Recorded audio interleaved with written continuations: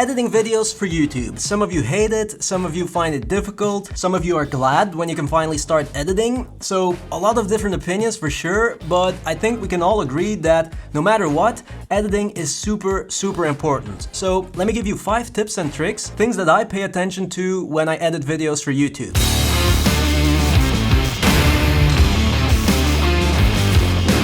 And let's start with the jump cut.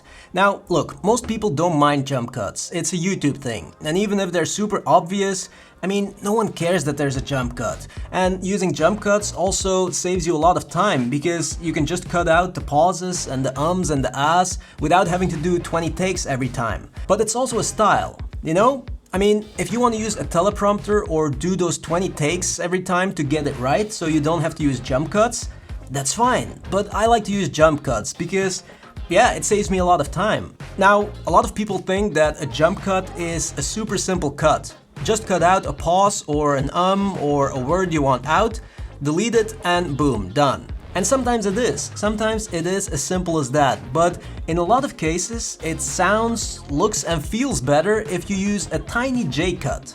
And what that means is, you let the audio of clip B already start a few frames before the end of clip A.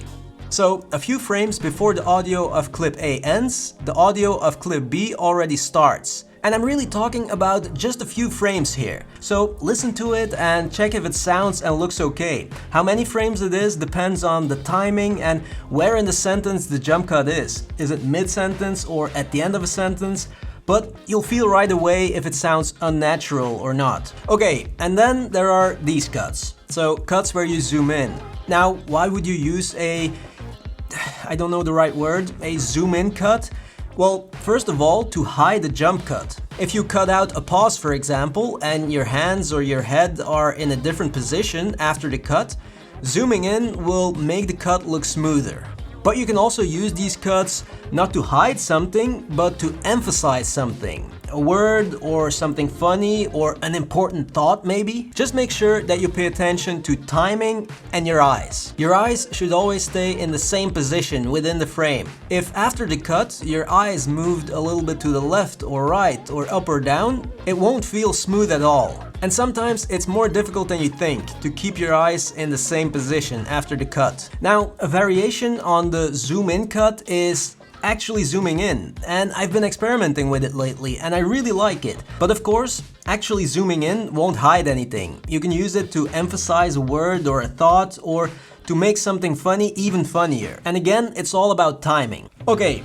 That was it for cuts and zooms and things like that. Now let's talk about personality. Now, what does personality have to do with editing? Well, look, if you are a very calm and collected person in front of the camera and you deliver your content at a normal pace, then don't go crazy with zooms and jump cuts because it'll feel very weird. Don't make it look like you're super outgoing and energetic when you're not. Everybody has a different style and a different personality, so own it. I've seen some people literally make 30 cuts and zooms in the first 30 seconds of their video. Just don't. Even if you have a very energetic personality, it's too much. Trust me, it's too much. And your editing style should reflect your personality. I think that's really important. Okay. And next is, well, let's talk about music for a little bit. Let me give you a tip on background music. Usually, I normalize my voice to -6 dB and the background music to -25. And that usually sounds really good, but not always. It depends on the type of music. Sometimes there are some instruments or sounds that clash with your voice, and it's really annoying. And usually it's the higher pitched sounds. So what I usually, how many times have I said usually already? Usually, what I do is I lower the volume around 7,000 Hertz in the equalizer. Sometimes a little bit more, sometimes less. It depends on the track and the instruments, the sounds that are annoying. But I find that most of the time it helps to make it sound a lot better. Okay, and then we have fluff. Yeah, fluff. So a lot of people, I always hear them say, cut out all the fluff. Trim it down to the essence. I don't know.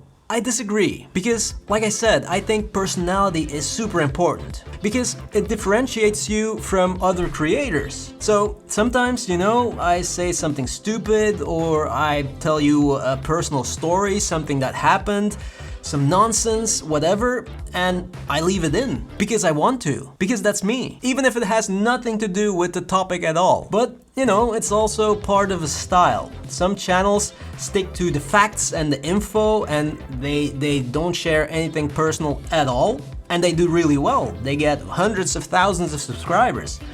But I like to, you know, just add something personal once in a while, or a little bit more than once in a while. And I think that's fine. But it's something that you'll find out by making a lot of videos. Your style, your personality, it has to develop slowly. But I don't agree with, you know, that thing of trim everything down to the essence.